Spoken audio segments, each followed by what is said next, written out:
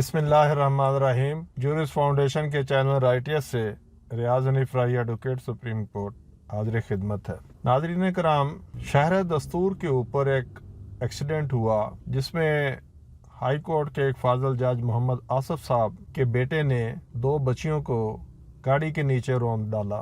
وہ گاڑی V8 تھانے میں پکڑی گئی۔ اس گاڑی کا رجسٹریشن نمبر FIR میں بھی درج کیا گیا۔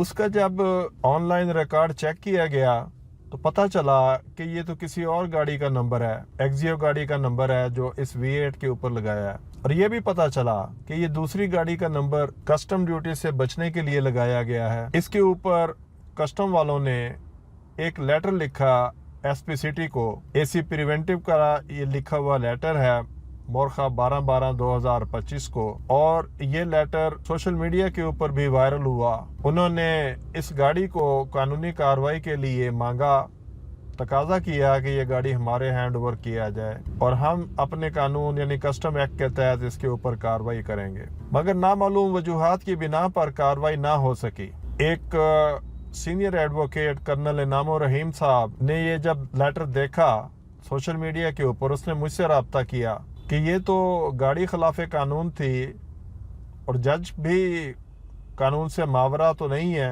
ان کو تو قانون کی پاسداری کرنی چاہیے، لہٰذا اگر کسٹم ڈیوٹی پے نہیں کی گئی تو کسٹم حکام اپنے قانون کے تابع کارروائی کریں اور آپ میری طرف سے درخواست لکھیں اور پیٹیشن دائر کریں۔ ہم نے ایکسائز اینڈ ٹیکسیشن والوں کو درخواست دی، کسٹم حکام کو درخواست دی، اس کے بعد ہم نے باقاعدہ ایک ریٹ بھی دائر کی۔ ریٹ کے اوپر آفس نے آبجیکشن لگایا کہ یہ آپ متعلقہ فورم کے اوپر دائر کریں۔ 19 تاریخ کو یہ عدالت میں سماعت ہوئی۔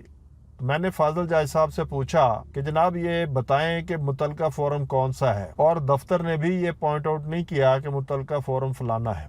اس کے اوپر جج صاحب کے پاس بھی کوئی جواب نہیں تھا، لیکن انہوں نے بجائے اس کے کہ نمبر لگوا کے نوٹس جاری کرتے، ویٹ فار آرڈر میں رکھ لیا، اور کیس اس دن سے آج تک ویٹ فار آرڈر میں ہے۔ کرنل انعام الرحیم صاحب نے اس سے قبل مجھ سے ایک ریفرنس بھی لکھوایا، دائر کرایا، جس کا بہت سارے گراؤنڈز ہیں، جس میں یہ بھی ہے کہ فاضل جج صاحب نے صلح کے لیے جو طریقہ کار اپنایا ہے یہ ان کی شایان شان نہیں ہے۔ جب خدا کا حکم ہے کہ دیت ادا کرو تو پھر دیت ادا کر دو۔ آپ سرکاری لوگوں کا پریشر استعمال کر کے راضی نامے کے لیے مجبور کرتے رہے، ایسی باتیں ایک جج کے شایان شان نہیں ہے، نہ ان کو زیب دیتی ہیں۔ وہ ریفرنس کرنے کے علاوہ ہم نے جوڈیشل کمیشن کے ممبران کو بھی بھیجا، لیکن کنفرمیشن کے وقت یہ بات زیر بحث نہ آ سکی اور جوڈیشل کمیشن کے ممبران نے دانستہ یہ بات چھپا لی۔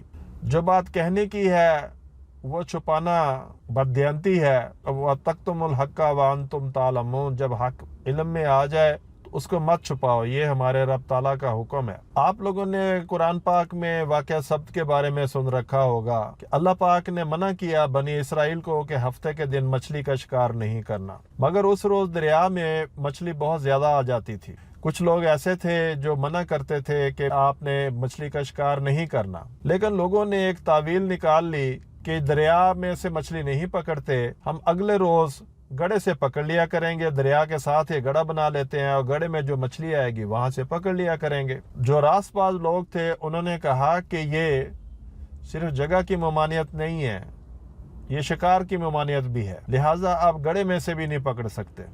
انہوں نے کہا نہیں، یہ تو ہم گڑے سے پکڑ رہے ہیں، مگر جب خدا کا عذاب آیا تو پھر صرف وہ طبقہ محفوظ رہا جو منع کرتا تھا، جس نے مچھلی کا شکار کیا اور جن لوگوں نے خاموشی اختیار کی، دونوں عذاب کے نظر ہو گئے۔ میں ارباب اختیار سے پھر گزارش کرتا ہوں اور فاضل جج صاحب سے بھی گزارش کرتا ہوں کہ اس آبجیکشن کے اوپر اپنا آرڈر جاری کریں، آبجیکشن ریموو کر کے اسے قانون کے مطابق پٹیشن کو ڈیل کریں، اس کو پینڈنگ نہ رکھیں۔ یہ لوگوں کی امانتیں ہیں، جو آپ کا دفتر ہے وہ بھی ایک ٹرسٹ ہے، آپ بھی جواب دہ ہیں، کسی کو امانتیں لٹانا ہوتی ہیں، لہٰذا آپ نے اس کا جواب دہ ہونا ہے۔ آپ جو قانون بنتا ہے اس کے مطابق کارروائی کریں۔ ریاض حنیف رائی ایڈوکیٹ سپریم کورٹ کو اجازت دیجیے۔ اللہ حافظ۔